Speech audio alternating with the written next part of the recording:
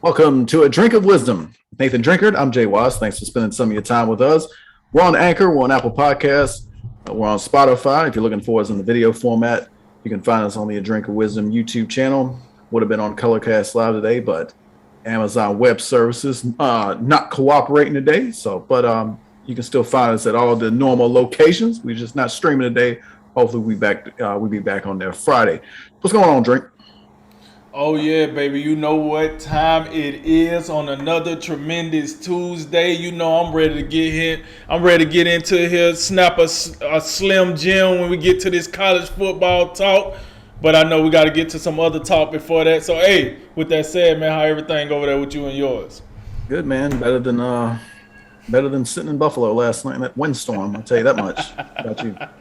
The good old windstorm. Oh nah, you know I'm happy I ain't staying in the windstorm. But with that said, y'all know what it is. Another day, another dollar. We got to give the streets what they need. We see what they don't and absolutely say what they want.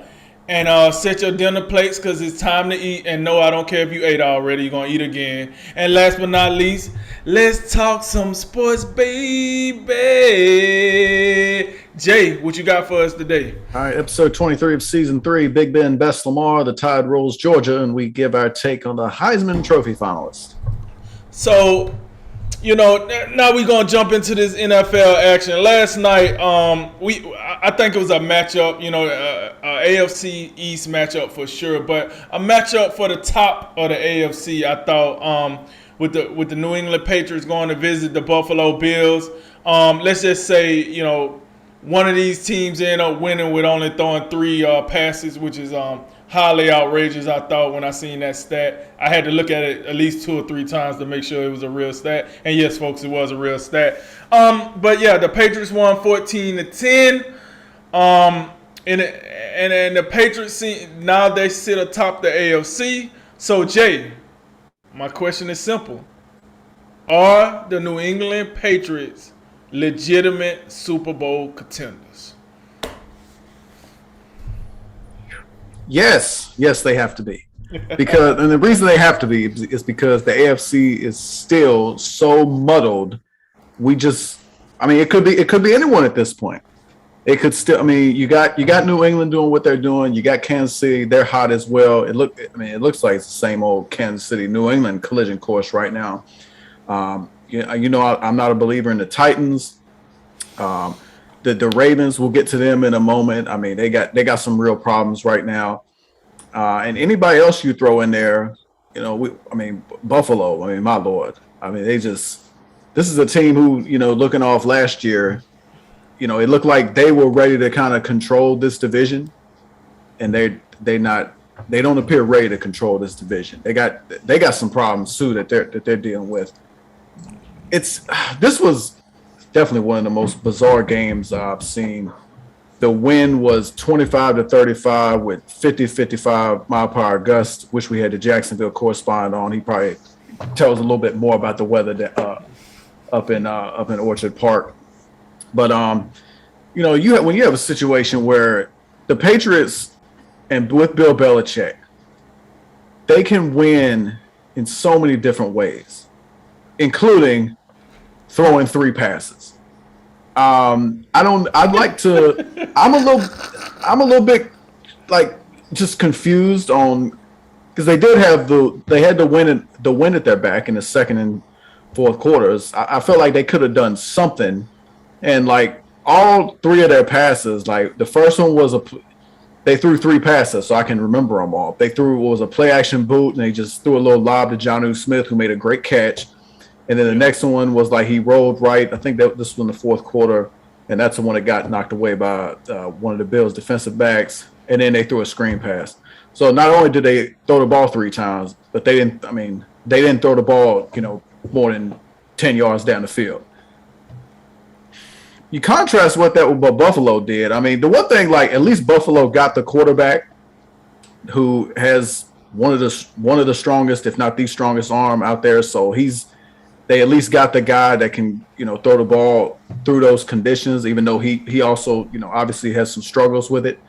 But Buffalo, but New England, you do have to look at them seriously, because we know they got the best coach in the game, Bill Belichick, and they can just the way they game plan and the way they play defense. I mean, this defense is something special with Matt Judon and J.C. Jackson and Hightower and Van Noy and all these guys. They just handle their business, and they're so disciplined. They're so well coached, even down to the last play where they hadn't ran a all-out blitz the entire game. They run that one, and then you have this backup safety playing for Kyle Duggar, who just has what he's got. He's got Beasley running across his face, and then he just reads the quarterback who's trying to come to Diggs, who's behind him, and he just steps in front and gets a hand on the pass to end the game. In a year where there is no, I think it's fair to say, I think we've seen enough of this action. There's no elite team in the AFC. I mean, if Mac Jones, no disrespect, but if he's quarterbacking the best team in the AFC, there is no elite team. The Chiefs still with Patrick Mahomes and the way their defense is playing, they're playing pretty well. They probably have the highest ceiling, but in one game in the playoffs, in the AFC title game, I mean, Bill Belichick can dial up anything to contain or stop anybody. And I've got to tell you, I mean, Buffalo's disappointing, and I know some of the Bills defenders, they was a little in their feelings last night after the game because, a reporter asked them, should they feel embarrassed after losing a game where their opponent only threw the ball 3 times, and I think Micah Hyde took some offense to it. He should take offense to the fact that they lost the game when a quarterback only threw the ball 3 times. I mean, I ain't never in my life. I mean, what are we looking at here? Well, let's see, how many plays? You read 46 runs in 3 passes. I don't know, Drink. I mean, if you're that lopsided in the run pass game, I don't know. I didn't see enough. Leslie Frazier, hello. I mean, New England coming out there with like more than half the time, maybe upwards 60% of the time, they had 6 offensive linemen out there. Why don't you bring more defensive linemen into the game? You don't have no backups you can plug in there and like make things harder. Why are you even paying attention to these wide receivers? You had Greasy and Riddick on the call last night. One of them made a great point about when N'Keal Harry's in the game and he's tight to the formation, it's probably a run to the outside. Well, if he knows that, if the dude in the booth knows that, what are you doing? I mean, this ain't Tony Romo in the booth, by the way, who's just diagramming every play. This is ESPN's next best thing that they just threw in the booth one day. So I'm just saying, like, this rough on the ESPN crew, ain't it? Deserve it. They're substandard. You know it. I know it. We all know it. I got to tell you, I'm perplexed. 46 runs and 3 passes, and you couldn't stop them. You couldn't stop them. And it was the beginning of the fourth quarter, or I think they had just switched sides. And then finally, here comes Matt Milano on back-to-back plays, and he's in the backfield. And he gets Stevenson for a couple of losses. I mean, where was that type of effort and just playing downhill? Because this team, I mean, it was incredible. They refused to let Mac Jones throw the ball. I don't know if that was completely 100% what they wanted to do, and just, hey, Mac, we've had some games where you haven't had to do a whole lot. Well, get ready because you ain't seen nothing yet. You about 3 passes. That's all you getting tonight. And the Bills defense was really the good part of this game because the offense wasn't nothing to write home about. I mean, they let their quarterback go in there and sling it because they have no run game. Singletary, 10 for 36. Zach Moss, 8 for 21. These guys have been a massive disappointment. They've been such a disappointment that we got the return of Matt Breida, and he comes in and fumbles the ball He fumbles the ball on his first carry, and he's never seen from again. Your best runner was Josh Allen, 6 for 39. Everybody else was, what is that, 19 for 60? They're terrible. They're terrible running the ball. This offensive line just isn't as good as we thought it was. Now you got a situation where you don't have Tre'Davious White now on the defense. I'm sorry, every game ain't gonna be a win bowl. So I gotta think that when you play some of these other teams in better conditions, they're going to have some trouble stopping passing games. Their only score was off of a N'Keal Harry just bum mistake on a punt that they immediately threw a touchdown off of.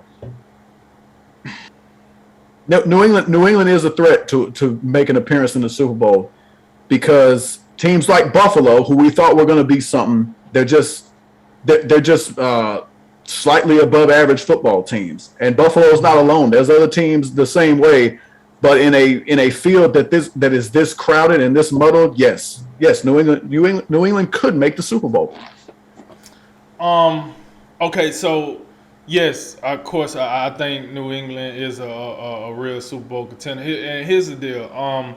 Now that we have this out of whack play in the AFC, I think coaching is starting to come back to matter a little more than usual.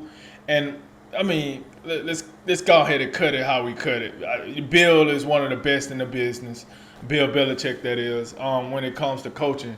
And listen, we talked about this last week. I do think Bill has found this recipe with this team that makes him feel comfortable. That makes him feel like, okay, I can win on my terms again, the way I'm used to winning, where I don't have to, they did break the bank in free agency, but he's not so dependent on certain athletes now. He can kind of mold this team into a certain system, game manager at quarterback, elite defensive play, and a wide receiver or two that can get it done. Now, I ain't talking like he got Randy Moss on the roster, but these guys he do got, Myers, Bourne, Aguilar. Listen, if you separate those names and put them on a team, you're probably like, I don't know.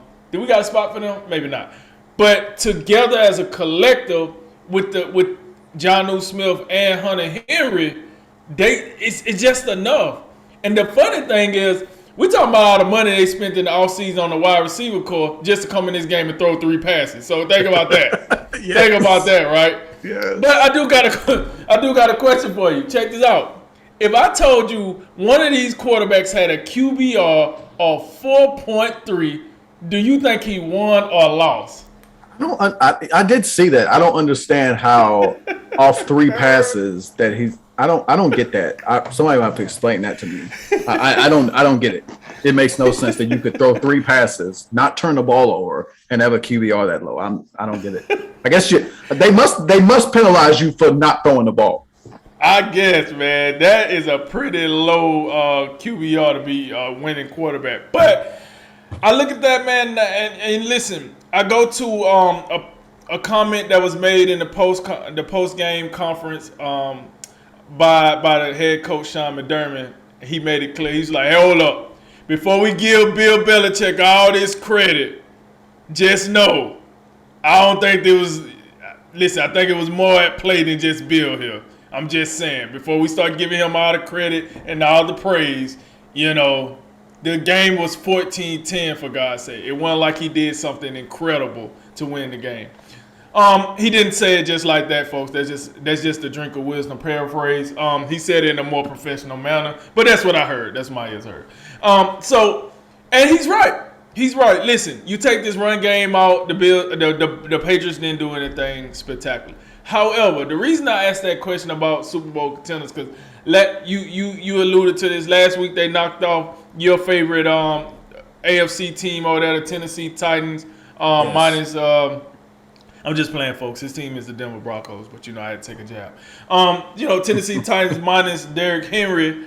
They knocked them off, and I think at the time the Titans were the number 1 seed in the AFC. And then this week they turn around, they knock off the Buffalo Bills, a team that they'll be fighting within the division for the top seed of the AFC.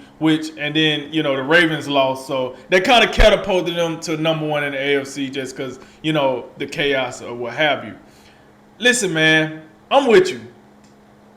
That run game for the Buffalo, Singletary and Moss, they must got the same agent as Jalen Reagor right now, because they ain't trying to play, man. I don't know. They ain't trying to play. This is not it. They out here with on the no-show roster. That's just not. That's I don't know what to say about that. And I think that maybe like you said, we overvalued the Bills' offensive line, but we did it for a reason because we have watched this offensive line for at least the last 2 seasons, and it's been playing at a really elite level. I don't know what happened. Maybe I'm missing a guy that was there that I gotta overlook. But at the end of the day, this is kind of unsettling what the Buffalo Bills got going on. And full disclosure, I had the Buffalo Bills as winning the division and being in the AFC Championship game again and having a shot at the Super Bowl. But looking at this, I don't know, man. I don't know. And to New England, listen, you know, a lot of people had a lot to say about Bill's decision of letting Cam Newton go. And could he win it with a rookie quarterback? And could he win this division with a rookie quarterback? And, you know, be careful what you ask for, right? And he seemed to be making it happen. And listen, I told a guy this today at work. All I can tell you is Mac Jones is a winner. He came from a winning high school to a winning college. Now he's starting off his NFL career as a winner. Say what you want to, but you can argue with your mama because that's a fact. Those 3 things are a fact. As of right now, those are facts. What happens later on in the season, I don't know. But to your point, when you pair an elite defense with a just all you really need is a game manager, he ain't got to do nothing elite. I mean, look at his last couple of games. It ain't really been all that elite, folks. And it's still enough to win. And you're on top of the AFC, I do agree with you. There's 0 elite teams in the AFC. 0. Like you said, if it's a rookie at the top of the heat, and we got $500 million Patrick Mahomes and $258 million Josh Allen, and soon to be $200+ million Lamar Jackson, I don't know, but I'm just saying from what I'm hearing, the top 3 quarterbacks right now in the AFC is rookie Mac Jones, second year Joe Burrow, or is it third year? I think it's second year. Second year Joe Burrow, second year Justin Herbert. Like, these are the names I'm hearing. These are the names, you know? So I'm with you on that. The AFC looking a little flippity flop flop, razzle dazzle, drip drip. I don't know what's going on. I mean, but and all, I think the Patriots are a Super Bowl contender.